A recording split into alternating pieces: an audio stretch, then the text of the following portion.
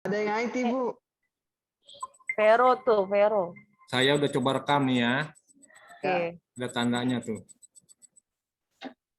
Oke. Udah Gimana? Mau kita mulai sekarang? Tinggal Silahkan. orang lagi nih. Berapa orang lagi yang belum nih? Baru 16. Oke, 17 deh. Tinggal 3 lagi. 17. Siapa yang belum nongol? Yang belum hadir siapa? Ini kita ngapain? Ini kita dengerin presentasi kelompok. Presentasi Vero. Nah, dengarkan kelompok yang presentasi. Pak, udah masuk belum ya, Pak? Enggak, yang belum presentasi yang harus pakai direkam ada berapa kelompok? 3 ya? Iya, 3, Pak. Iya, 3, Betul. Pak. Iya, Pak. Jadi yang mana aja nih, soalnya saya lihat di ini bingung saya. Soalnya belum pada muncul. Tahu-tahu nomor 11 aja yang presentasi. Yang ada kinetik reaksi ada nggak yang presentasi? Yang tanda checklist Pak Hengki, yang tanda Ya, difusi, checklist, iya, kan checklistnya soalnya kan yang saya difusi, foto terus nih nggak sama ada. emulsi, Emulsi sama suspensi. Oke. Ya, jadi Ya. tinggal 2 lagi yang belum. 3 sama sekarang kan? Iya, Pak. Oke. Bisa nggak minggu Kamis depan yang kelompok selanjutnya? Jadi nggak nunggu terlalu lama kitanya. Disiapin ya untuk kelompok yang Kamis depan.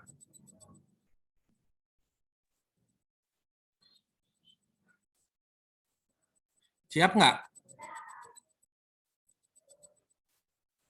Wakilan kelompok siap nggak tuh Ya. ditanya Pak Hengki? Soalnya kan materi yang dikasih sama Bu Fitri kan udah semua.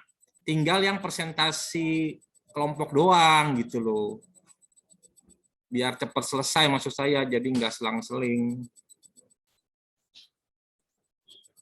Info ya, teman-teman.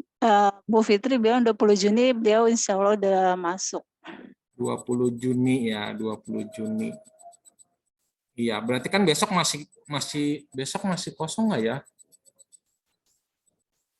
Iya, minggu depan masih kosong, minggu depannya lagi dia baru masuk kayaknya. Pak, berarti pas kalau 20 Juni, pas bagian aku Zoom, ada dong ya dosennya? Jadi nggak perlu rekaman? Iya, kalau dosennya ada nggak perlu rekaman, betul. Gimana? Udah nih, kita mau mulai aja nih. Ya Pak, mulai aja kali ya. Mulai aja ya, takut ntar kemalaman. Ntar nggak ada angkot. Iya, belum nyuci ya, Pak. Enggak, tinggal jemur. Nanti tolong PJ kelompok. Nanti di screenshot ya, yang absensi yang hadir. Nanti dikirim ke dosennya. Sebagai bukti gitu loh, kalau kita hadir untuk presentasi ini. Ya, untuk PJ-nya. Baik, kita mulai aja ya. Selamat malam, Bu Fitri dan teman-teman sekalian. Ya, malam hari ini kita akan menyimak presentasi dari kelompok difusi dan disolusi ya. Untuk kelompok difusi dan disolusi, saya persilakan.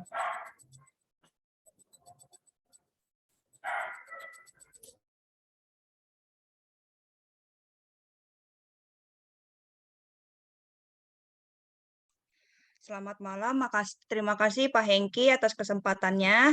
Kami dari kelompok berapa ya Pak? Untuk mempresentasikan difusi dan disolusi dengan anggotanya Putri, Kanona, sama Bang Pondi.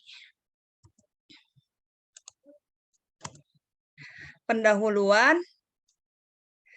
Pada dasarnya, obat yang dikonsumsi untuk dapat berefek pada tempat kerjanya, maka obat harus mengalami proses difusi melalui jaringan manusia atau proses disolusi dalam cairan tubuh manusia. Uji disolusi dan difusi in vitro. In vitro di sini berarti di luar tubuh manusia dapat dijadikan kontrol pengembangan formulasi obat dan kualitas. Hal ini tidak hanya dapat digunakan sebagai alat utama untuk memantau konsistensi dan stabilitas produk obat, tetapi juga sebagai teknik yang relatif cepat dan murah untuk memprediksi penyerapan in vivo. In vivo berarti di dalam tubuh manusia, suatu sediaan obat. Uji disolusi memberikan gambaran perubahan jumlah zat aktif yang terlarut di dalam medium. Uji disolusi dapat digunakan untuk memperoleh parameter kinetik transport obat melalui membran usus serta mempelajari pengaruh komponen penyusun sediaan terhadap profil transport obat. Pertama kita akan bahas difusi obat. Sebagai contoh, pembuatan teh atau memasak air di kettle hingga mendidih, proses pemberian gula pada cairan teh tawar hingga lambat laun cairan menjadi manis, dan uap air merupakan contoh proses difusi. Gula berdifusi ke dalam air dan uap air berdifusi dalam udara. Proses difusi ini adalah difusi molekuler. Contoh lain pemakaian kosmetik krim dan lotion. Dalam proses pengolesan krim di permukaan kulit sampai zat aktifnya memasuki lapisan kulit terjadi proses difusi. Difusi didefinisikan sebagai suatu proses pemindahan massa molekul suatu zat yang dibawa oleh gerakan molekuler secara acak dan berhubungan dengan adanya perbedaan konsentrasi aliran molekul melalui suatu batas, misalnya suatu membran polimer. Dengan kata lain, difusi adalah proses perpindahan zat dari konsentrasi tinggi ke konsentrasi yang lebih rendah. Perbedaan konsentrasi suatu zat dalam pelarut dari bagian konsentrasi tinggi ke bagian konsentrasi rendah yang ada pada dua larutan disebut gradien konsentrasi. Difusi akan terus terjadi hingga seluruh partikel tersebar luas secara merata atau timbangan, manakala perpindahan molekul tetap terjadi walaupun tidak ada perbedaan konsentrasi. Jenis-jenis difusi berdasarkan energi yang dibutuhkan, ada dua jenis difusi, yaitu difusi biasa. Difusi biasa terjadi ketika sel ingin mengambil nutrisi atau molekul yang hidrofobik atau tidak berpolar atau berkutub. Molekul dapat berlangsung berdifusi ke dalam membran plasma yang terbuat dari fosfolipid. Difusi seperti ini tidak memerlukan energi atau ATP, adenosin trifosfat. Yang kedua, difusi khusus. Difusi khusus terjadi ketika sel ingin mengambil nutrisi atau molekul yang hidrofilik atau berpolar, dan ion difusi seperti ini memerlukan protein khusus yang memberikan jalur kepada partikel-partikel tersebut ataupun membantu dalam pemindahan partikel.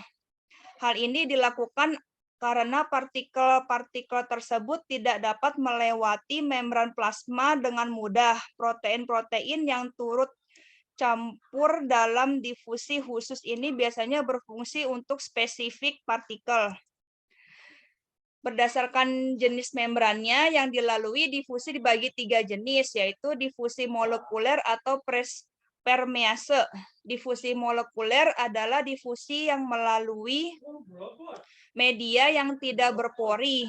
Ketika difusi ini bergantung pada disolusi dari molekul yang menembus dalam keseluruhan membran. Contoh transport teofilin yang melalui suatu membran polimer meliputi disolusi obat tersebut ke dalam membran. Yang kedua, difusi yang melalui pori suatu membran yang berisi pelarut, manakala difusi ini dipengaruhi oleh ukuran relatif molekul yang menembus membran serta diameter dari pori tersebut. Contohnya lewatnya molekul-molekul steroid yang disubstitusi dengan gugus hidrofilik melalui kulit manusia yang terdiri dari folikel rambut, saluran sebum, dan pori-pori keringat pada epidermis. Yang ketiga, difusi melalui suatu membran dengan susunan anyaman polimer yang memiliki saluran yang bercabang dan saling bersilangan.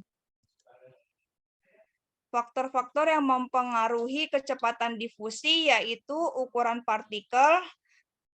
Pertama, ukuran partikel. Semakin kecil partikelnya, semakin cepat partikel itu akan bergerak sehingga kecepatan difusi semakin tinggi. Yang kedua, ketebalan membran. Semakin tebal membran, semakin lambat kecepatan difusi. Yang ketiga, luas suatu area. Semakin besar luas area, semakin cepat kecepatan difusinya. Yang keempat, jarak. Semakin besar jarak antara dua konsentrasi, semakin lambat kecepatan difusinya. Yang kelima, suhu. Semakin tinggi suhu, partikel mendapatkan energi untuk bergerak dengan lebih cepat. Maka semakin cepat pula kecepatan difusinya. Yang keenam, konsentrasi obat. Semakin besar konsentrasi obat, semakin cepat pula kecepatan difusinya. Yang ketujuh, koefisien difusi. Semakin besar koefisien difusi, maka besar kecepatan difusinya. Yang ke-8, viskositas. Yang ke-9, koefisien partisi. Difusi pasif dipengaruhi oleh koefisien partisi, yaitu semakin besar koefisien partisi, maka semakin cepat difusi obat.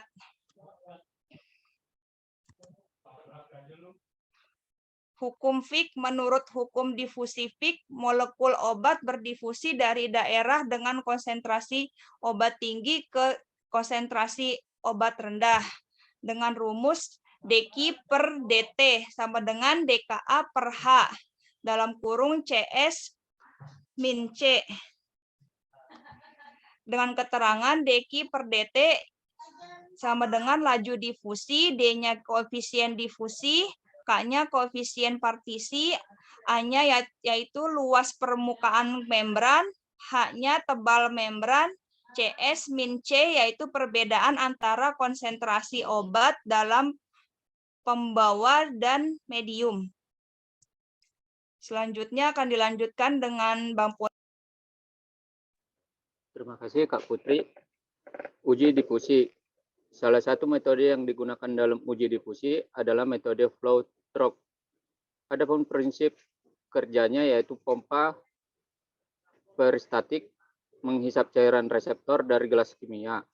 Kemudian dipompa ke sel difusi melewati penghilang gelembung sehingga aliran terjadi secara hidrodinamis, kemudian cairan dialirkan kembali ke reseptor.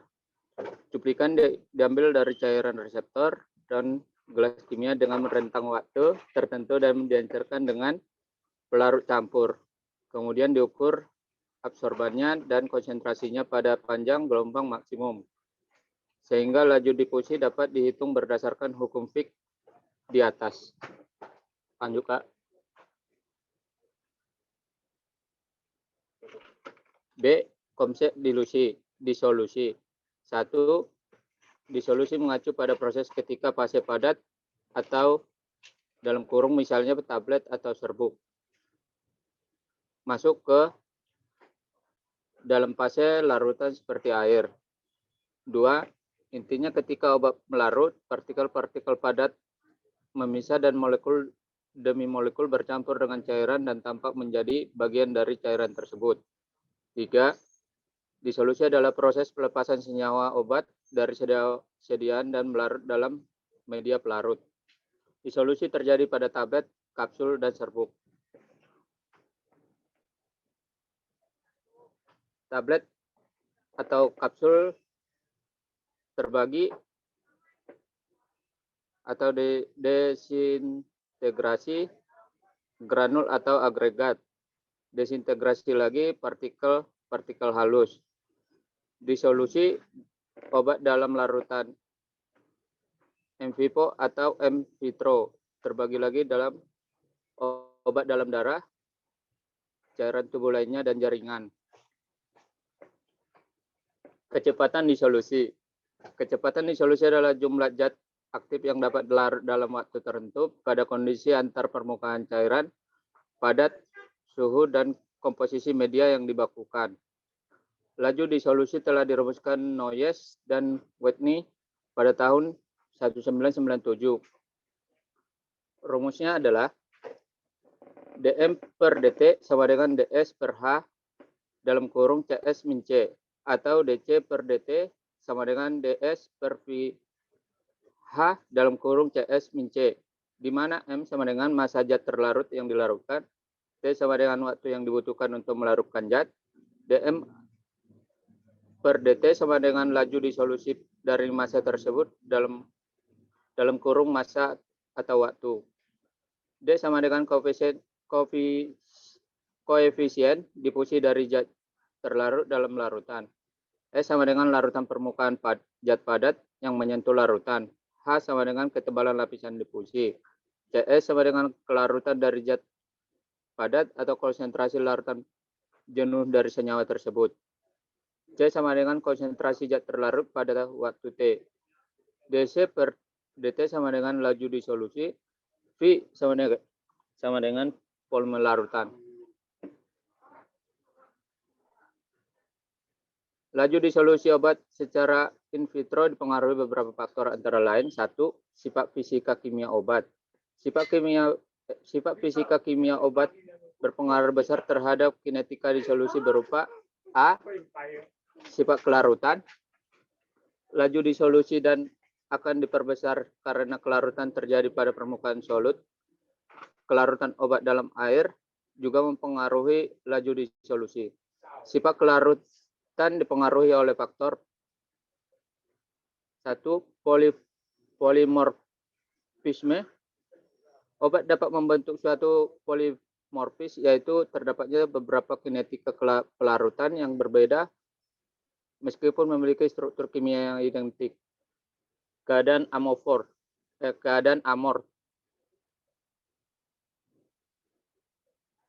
Obat bentuk kristal secara umum lebih keras, kaku, dan secara termodinamik lebih stabil daripada bentuk amorf. Kondisi ini menyebabkan obat bentuk amorf lebih mudah terdisolusi daripada bentuk kristal. Asam bebas, basa bebas, atau bentuk garam. Obat berbentuk garam pada umumnya lebih mudah larut daripada obat berbentuk asam maupun basa bebas. Pembentukan kompleks, larutan padat, dan campuran eutektikum.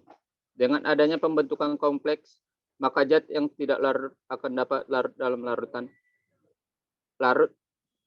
dalam pelarut, contohnya kompleks antara 12 dan Ki.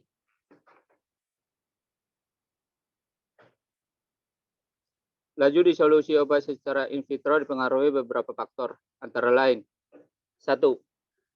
Sifat fisika kimia obat. Sifat fisika kimia obat berpengaruh besar terhadap kinetika disolusi berupa A. Sifat kelarutan. Laju disolusi akan diperbesar karena kelarutan terjadi pada permukaan solut. Kelarutan obat dalam air juga mempengaruhi laju disolusi. Sifat kelarutan dipengaruhi oleh faktor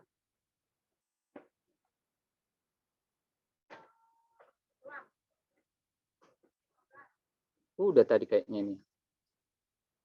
Ukuran partikel. Ya. Luas permukaan perbesar dengan memperkecil ukuran partikel. Faktor yang mempengaruhi luas permukaan dalam kurung tersedia untuk disolusi. Ukuran partikel, variabel pembuatan. 2. Faktor formulasi. Faktor formulasi dan proses pembuatan mempengaruhi laju disolusi, yaitu A. Jumlah dan tipe eksipien seperti garam netral. Berbagai macam bahan tambahan yang digunakan pada sediaan obat dapat mempengaruhi kinetika pelarutan obat dengan mempengaruhi tegangan muka antara medium tempat obat melarut dengan bahan obat, ataupun bereaksi secara langsung dengan bahan obat. Penggunaan bahan tambahan yang bersifat hidrofob seperti magnesium stearat dapat menaikkan tegangan antarmuka obat dengan medium disolusi. Beberapa bahan tambahan lain dapat membentuk kompleks dengan bahan obat, misalnya kalsium karbonat dan kalsium sulfat, yang membentuk kompleks tidak larut dengan tetrasiklin. Hal ini menyebabkan jumlah obat disolusi menjadi lebih sedikit dan berpengaruh pula terhadap jumlah obat yang diabsorpsi. Tipe pembuatan tablet yang digunakan. C. Ukuran granul dan distribusi ukuran granul. D. Jumlah dan tipe penghancur serta metode pencampurannya. E. Jumlah dan tipe surfaktan dalam kurung kalau ditambahkan serta metode pencampurannya. F. Gaya pengempaan dan kecepatan pengempaan. 3. Faktor alat dan kondisi lingkungan. A. Adanya perbedaan alat yang digunakan dalam uji disolusi akan menyebabkan perbedaan kecepatan pelarutan obat. B. Kecepatan pengadukan akan mempengaruhi kecepatan pelarutan obat. Semakin cepat pengadukan, maka gerakan medium akan semakin cepat sehingga dapat menaikkan kecepatan pelarutan. C. Temperatur, viskositas, dan komposisi dari medium, serta pengambilan sampel juga dapat mempengaruhi kecepatan pelarutan obat dalam kurung Swarbrick dan Boylan 1994, Parrot 1971. 4. Faktor-faktor yang terkait dalam bentuk sediaan.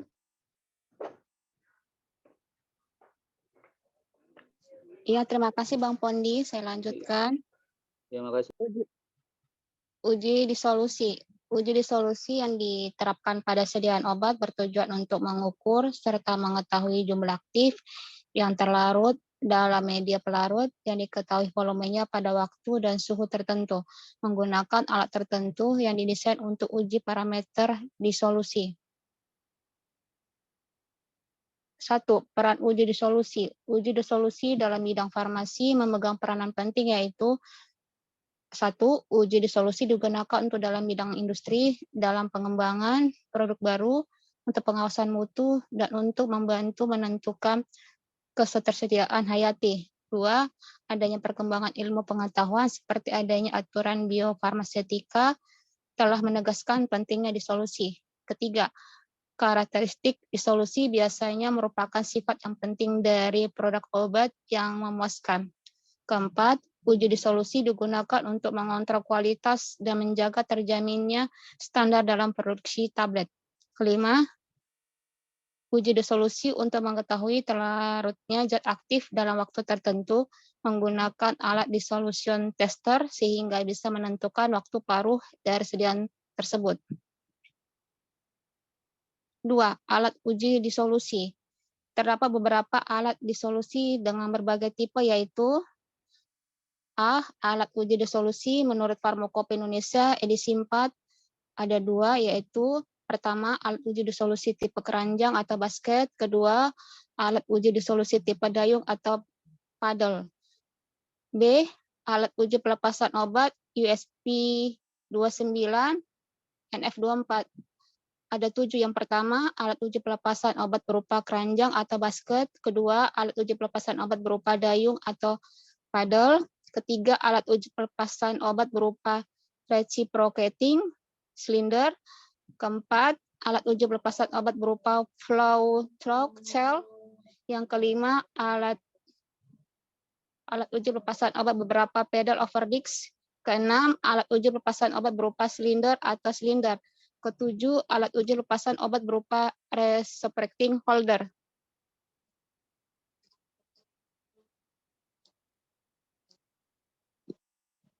Ketiga, medium disolusi. Medium disolusi yang digunakan adalah medium yang menggambarkan keadaan cairan pada lambung dan usus. Medium lambung dan usus berbeda pada kondisi pH. Komposisi cairan lambung, keadaan puasa, simulasi pH-nya 1,2 cukup sederhana. Dalam keadaan tidak berpuasa, kondisi lambung sangat bergantung pada jenis dan jumlah makanan yang dimakan. Sedangkan cairan usus simulasi atau simulated intestinal fluid SIV dijelaskan dalam USP 26 merupakan larutan datar 0,05 M yang mengandung kalium hidrogen fosfat. pH datar ini adalah 6,8 dan berada dalam kisaran pH usus normal. Tabel komposisi medium disolusi untuk uji disolusi secara in vitro. Medium cairan lambung, simulasi pH 1,2, buka kurung, SGF, SP, tutup kurung, SP26. Komposisinya NaCl. NaCl jumlahnya 2,0 gram, HCl konsentrat 7,0 mili, air deionisasi 1,0 liter, cairan eksternal simulasi pH-nya 6,8 atau SIV, SP atau WSP26, komposisinya KH2PO4, jumlahnya 68,05 gram, NOH, jumlahnya 8,96 gram, air deionisasi 10,0 liter. Tambahkan 3,2 gram pepsid untuk SGF. Yang kedua, tambahkan 10 gram pankreatin untuk SIV. 4. Metodologi disolusi. Metodologi disolusi meliputi wadah, suhu, volume media solusi, posisi pengambilan sampel, waktu pengambilan sampel, dan penentuan kadar zat larut. Wadah. Wadah untuk uji disolusi memiliki ukuran dan bentuk yang bervariasi. Wadah yang digunakan dapat berupa gelas piala, labu, alas bulat, labu khusus seperti sel dialisis.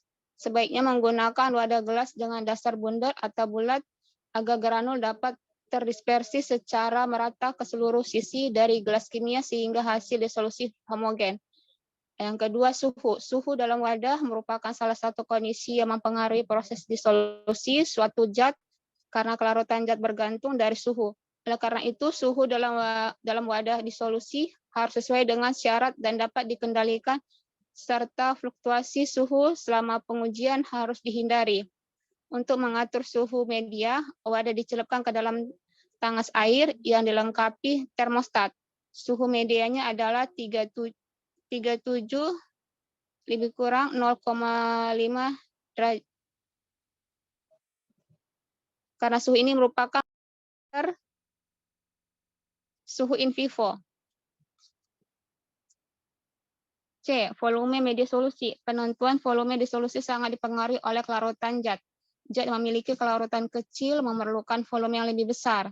D. Posisi pengambilan sampel. Sampel diambil pada daerah pertengahan antara bagian atas keranjang berputar atau daun dari alat dayung dan permukaan media dan tidak kurang dari 1 cm dari dinding wadah. E. Waktu pengambilan sampel. Selang waktu pengambilan harus sama untuk setiap pengukuran agar hasil tidak terlalu menyimpang. F. Penentuan kadar zat larut. Pada tiap sampel dilakukan analisis terhadap zat aktif terlarut secara kuantitatif. Penentuan dilakukan dengan cara yang tepat, teliti, keberulangan yang tinggi dan murah. Biasanya menggunakan alat spektrometer atau UV vis. Terima kasih dari kelompok kita. Ya, baik. Terima kasih pada kelompok Mbak Putri, Mbak Nona, sama Bang Pondi. Nah, sekarang teman-teman dipersilahkan kalau ada yang mau bertanya, dipersilahkan nanti kelompok Mbak Putri dan teman dan kawan-kawan yang akan menjawab. Silakan.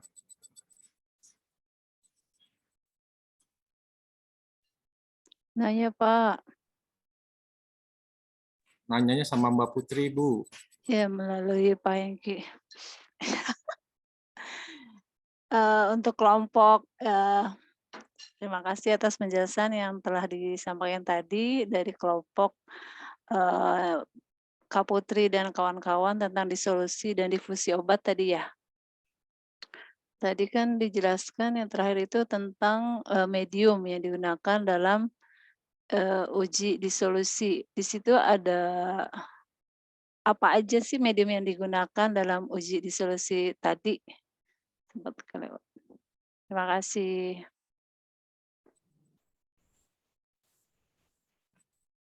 Silakan. Mau ditampung dulu atau mau langsung dijawab kelompoknya Mbak Putri? Ditampung dulu, Pak. Oke, ya. Ada pertanyaan selanjutnya? Silakan. Pertanyaan kedua dari Fani, Pak. Ya, silakan. Kak Putri mau tanya, tadi berdasarkan energi yang dibutuhkan, ada 2 jenis difusi yang dilakukan. Antara lain apa aja ya, Kak?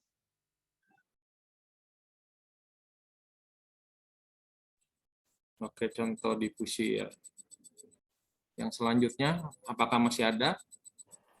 Eva, Pak, mau nanya. Ya, silakan Bu Eva.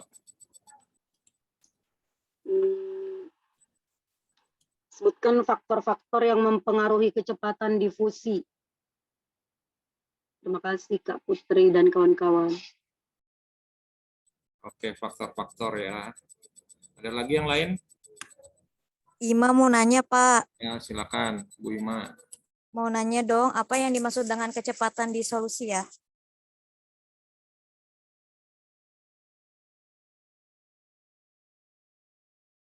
Ya, tentang kecepatan ya. Oke.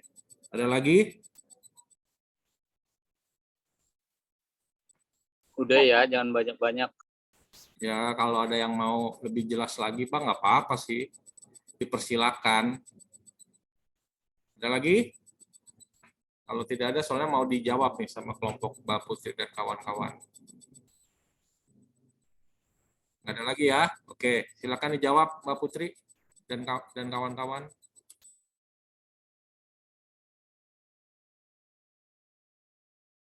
Saya akan mencoba menjawab pertanyaan Bu Husnul untuk medium disolusi pada uji disolusi secara in vitro.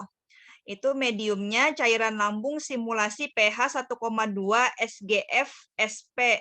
Simulation gastritis fluid. Jadi itu untuk lambung ya Bu. Komposisinya NaCl-nya 2 gram, HCl konsentratnya 7 mili, dan air deionisasinya hingga 1 liter. Itu ditambahkan pepsin Bu, 3,2 gram untuk air deionisasinya. Sedangkan untuk cairan intestinal simulasi itu di usus dengan pH 6,8 dalam kurung SIF SP, simulation intestinal fluid. Menurut USP 26 itu isinya itu komposisinya kalium hidrogen fosfat 68,05 gram, NaOH-nya 8,96 gram, dan air deionisasinya hingga 10 liter. Dan air deionisasinya itu ditambahkan 10 gram pankreatin untuk SIF. Oke, jawabannya begitu. Gimana, Bu Husnul?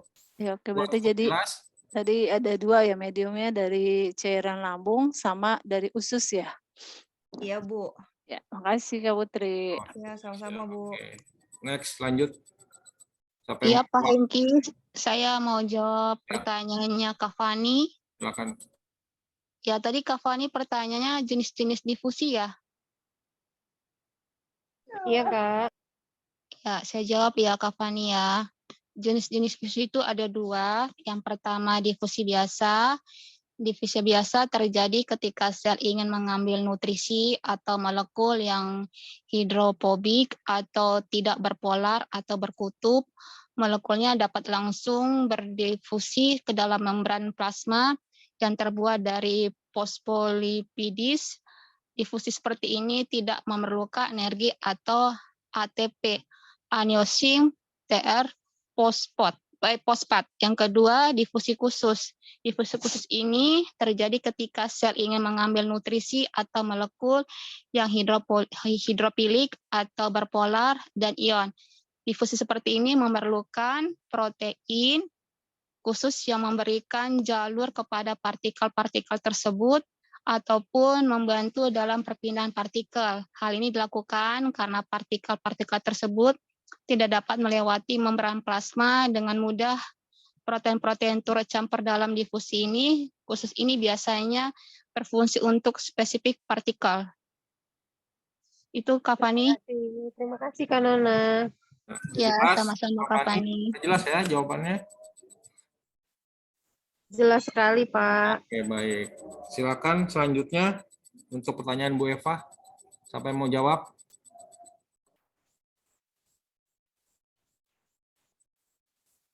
Atau nggak ada yang mau jawab?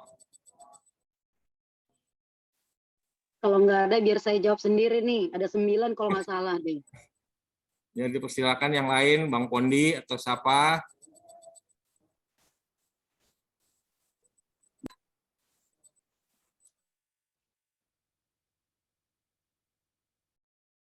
Tadi nggak di-share ya soalnya ya, Pak? Enggak, Pak. Biasanya ada di PPT, biasanya.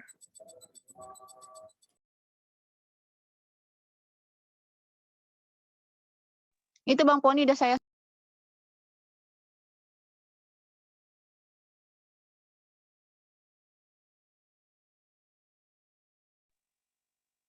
Unang hepet tuh Bang, tahe. Bang Pondi itu udah saya share loh faktor-faktor pertanyaannya Kak Eva. Oh, maaf. Jenis-jenis difusi tadi ya, kayak Pak ya? Iya Bang, ada 9 tadi, cuman lupa. Aku coba jelaskan lagi Bang. Faktor Berdasarkan bukan sih? energi, jenis-jenis difusi itu Bukan berdasarkan jenis-jenis Bang, bukan. Kalau jenis-jenis tadi udah, itu faktor-faktor yang mempengaruhi. Fokus dong Bang. Sebentar ya. Bentar ya, Pak. Itu udah aku share loh Bang Pondi.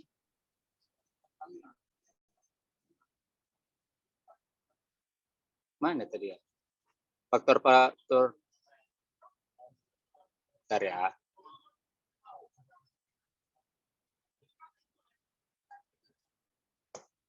Slide berapa tadi ya? Itu udah aku kirim ke WA-mu loh. Bentar ya. Iya Bang Pondi, ditungguin. Ya. Santai Bang Pondi. Oh iya. Sudah. Ya. Menjawab jawabannya soal dari Ibu Eva, faktor-faktor yang mempengaruhi kecepatan difusi yaitu 1. Ukuran partikel. Semakin kecil ukuran partikel, semakin cepat partikel itu akan bergerak sehingga kecepatan difusi semakin tinggi. 2. Ketebalan membran. Semakin tebal membran, semakin lambat kecepatan difusi. 3. Luas suatu area. Semakin besar luas area, semakin cepat kecepatan difusinya. 4. Jarak. Semakin besar jarak antara dua konsentrasi, semakin lambat kecepatan difusinya. 5. Suhu. Semakin tinggi suhu, partikel mendapatkan energi untuk bergerak dengan lebih cepat, maka semakin cepat pula kecepatan difusinya. 6. Konsentrasi obat. Semakin besar konsentrasi obat, semakin cepat pula kecepatan difusinya. 7. Koefisien difusi. Semakin besar koefisien difusi, maka besar kecepatan difusinya. 8. Viskositas. 9. Koefisien partisi. Difusi pasti dipengaruhi oleh koefisien partisi, yaitu semakin besar koefisien partisi, maka semakin cepat difusi obat.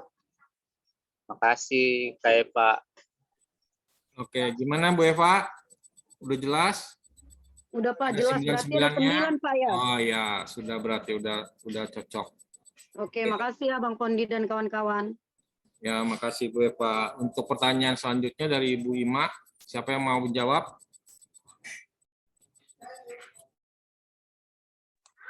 Saya Pak, Saya penjawab kecepatan punyanya. disolusi adalah jumlah zat aktif yang dapat larut dalam waktu tertentu pada kondisi antar permukaan cair, padat, suhu, dan komposisi media yang dibakukan. Laju disolusi telah dirumuskan pada Noyes dan Whitney dengan rumus dm per dt sama dengan ds per h dalam kurung cs per cs min c. dan DC per DT sama dengan DS per VH dalam kurung CS min C. Sudah, itu. Gimana Bu Ima? Jelas sudah? Sudah cukup jelas. Oke. Makasih ya Mbak Putri. Oke, baik. Gimana teman-teman? Ada yang mau dipertanyakan lagi? Atau sudah cukup jelas semuanya? Oh, kalau diam berarti jelas semua berarti. Oke. Jelas Pak, jelas Ya, sudah. ya. Gimana PJ? Udah di screenshot daftar hadirnya? Untuk biar bisa dikirim ke dosen nanti? Ya, benar Pak. Ya, silakan Bu. Mukanya dikeluarkan semua, tampakkan muka kalian semua mukanya teman-teman. dikeluarkan mukanya. Berikan senyum terbaiknya. Ya. Bentar ya. Ayo ditunggu Kak Vero, Bu Wiwi, Karita. Jangan ke salon, nggak cukup waktunya. Iya, Mbak Titi, Berita, Bu Wiwi. Ini udah semua ya? Bentar Bu, pudungan dulu. Ya. Nggak usah di model-model Bu, pudungannya ya. bentar, Bu, baru turun dari ojek, Bu. Ya.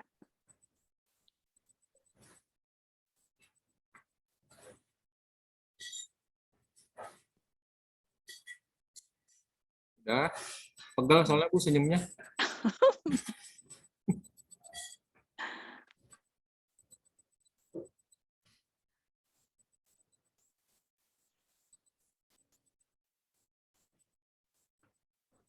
Udah belum, Bu? Eva tuh udah cantik tuh Bu pakai lipstik. Nah, lelengan Bu Husnulon. Hatop. Ah. Kayak nunggu selfie nggak sih? Lama kali, ayo. 3 lagi belum.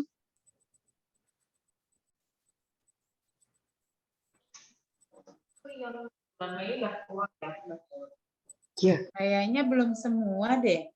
Ya, yang penting kan walaupun nggak Pak, keluar dengar nggak, Pak? kan tapi ada di ininya, Pak. Di ininya ada. Walaupun nggak on kamera. Gimana? Sudah, Husnu? Jangan lupa ya yang tugas PPT-nya dikirim ke dosen dan juga tugas di e-learning. Kayaknya di forumnya udah dibuka. Yang kinetik reaksi. Ya, silakan. Deadline-nya nggak ada deadline-nya ya Pak kinetik? Nggak ada. Itu kan cuma sebenarnya latihan, tapi kan dosennya mungkin pengen lihat ya. Oke Pak, nanti dikirim ya Pak malam. Ya boleh. Takutnya itu untuk tambahan nilai juga nantinya. Itu. Udah, ada lagi? Udah cukup? Udah. Ya, oke. Kalau gitu, kalau sudah cukup, ya saya tutup aja ya. Terima kasih kepada Bu Fitri dan teman-teman semua untuk Zoom malam hari ini. Dan kita lanjut sampai Kamis depan. Jangan lupa Kamis depan tolong disiapin kelompok selanjutnya. Karena Kamis depan itu kayaknya Bu Fitri masih belum hadir. Kalau saya lihat tanggal ya. Jadi tolong dipersiapkan. Jadi biar kita cepat selesai semuanya. Oke, baik. Terima kasih teman-teman semua. Oke, terima kasih Malam. Pak Hengki. Terima kasih, Pak. Terima kasih. semuanya. Makasih. Terima kasih Pak Hengki. Terima kasih teman-teman.